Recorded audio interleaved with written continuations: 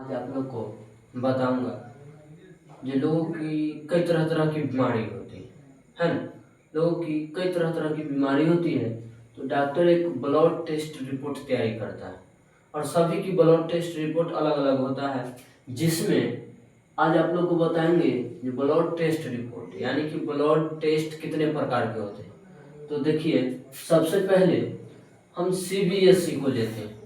CBC CBC का मतलब है कंप्लीट ब्लड काउंट।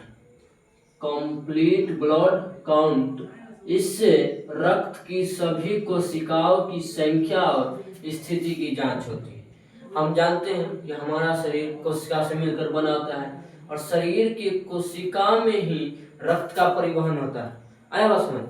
तो रक्त का ही परिवहन होता है। तो सीबीसी का मतलब है जो कंप्लीट ब्लड काउंट, इससे रक्त की सभी कोशिकाओं की संख्या और स्थिति की जांच होती है। एक होता है ईएसआर। ईएसआर का जे एरिथ्रोसाइट सेडिमेंशन रेट। एरिथ्रोसाइट सेडिमेंशन रेट, इससे शरीर की सूजन और संक्रमण का पता चलता है। जैसे में कभी कभी शरीर की किसी आदमी की शरीर में सूजन हो जाता है, देह फूलना, गोर फूलना, जैसे में वो बीमारी का नाम सुना है जिसे बोलते हैं हम सब हाथी पाँव। वो सब क्या है? सूजन के कारण है।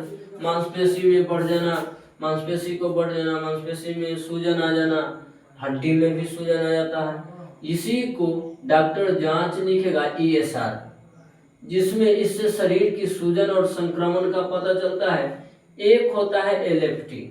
कभी कभी आदमी को लीवर में प्रॉब्लम आ जाने के कारण खाना का अनपच होने लगता है, खाना नहीं पचता है। बस में खाना नहीं पचेगा।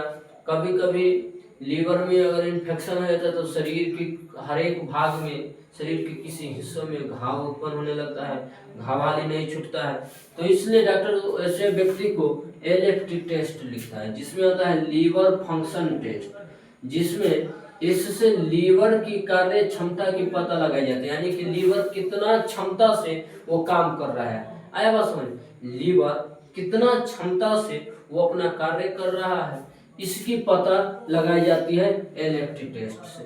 उसके बाद आता है CRP, C reactive protein. C reactive protein, इसका भी काम है इतना है, जैसे में इससे भी शरीर की सूजन और संक्रमण का पता चलता है सीआरपी से।